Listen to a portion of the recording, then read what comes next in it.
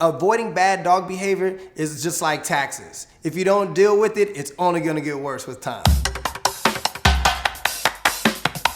All right, so I'm here to tell you how to have a happy relationship with your dog. And to have a happy relationship with your dog, you need to have a happy dog. And in my definition, a happy dog is a motivated dog, it's a comfortable dog, it's well socialized, and it's able to adapt to new environments. In my 12 years of working with dogs, most dog problems come from two things: either fear-based issues or dominant issues. Some examples of dominant behavior are jumping all over you, jumping all over the couch, not listening to commands when you know the dog knows the command, or just when your dog is outright just being dangerous for your family and can be a liability. And when your dog has fear-based behaviors, a lot of times that dog is flighty, the dog is not trusting, the dog is reactive. So we have two different situations, but ultimately our goal is to achieve one goal, and that is to create a balanced dog that's safe and happy and healthy for our family. So unfortunately, some of the things that you're doing at home are actually reinforcing the bad behavior that your dog is doing. The biggest misconception is if you avoid unruly barking, if you avoid pushy behavior, that it will just go away on its own. It won't. The reality is if you treat a dog like a human, they'll treat you like a dog. And that means that the dog is just being a pack animal. If a dog is being a pack animal and getting away with dominant pack behavior, then that will just continue to manifest every single day. When you have a nervous dog, by ignoring it and not socializing these dogs, this dog will continue to be constantly in a state of fear that will only escalate. So if you incorporate always training in your lifestyle, when you're walking out the door, your dog has to sit at the door. When you're sitting in the kitchen cooking, your dog's sitting at a distance in its place away from the kitchen.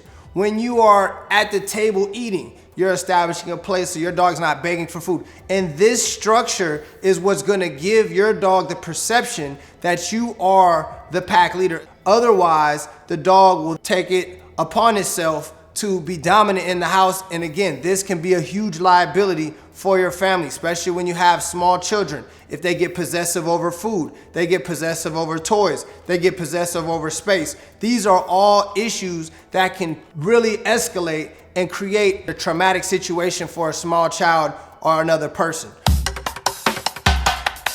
Another misconception is you just crate your dog when your dog's getting in trouble.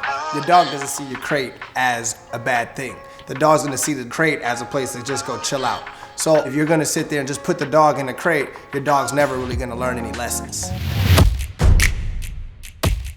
So there's a lot of different ways of dealing with these situations. And what we found out over the years is that through our Cali K9 system, we have 3 phases. It's a learning phase, a proofing phase, and a securing phase. So it's very important that the learning phase is very clear with a lot of repetitions to make sure the dog is very motivated and very clear on what it's supposed to do with no distractions. The next phase is gonna be the proofing phase, and that's where we deliberately add the distractions to teach the dog that there will be distractions, and that's where we introduce small corrections, which a lot of times is just a matter of saying no.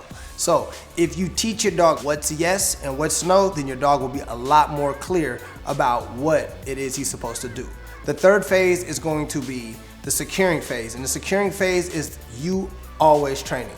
Like my shirt says, we gotta make sure that you're being consistent at home, that you are reinforcing the behavior every single day, and it's just part of your lifestyle. So if your dog is reinforced with the positive behavior and the dog learns that the positive behavior, what gets its rewards, that's the behavior that your dog's gonna wanna continue with.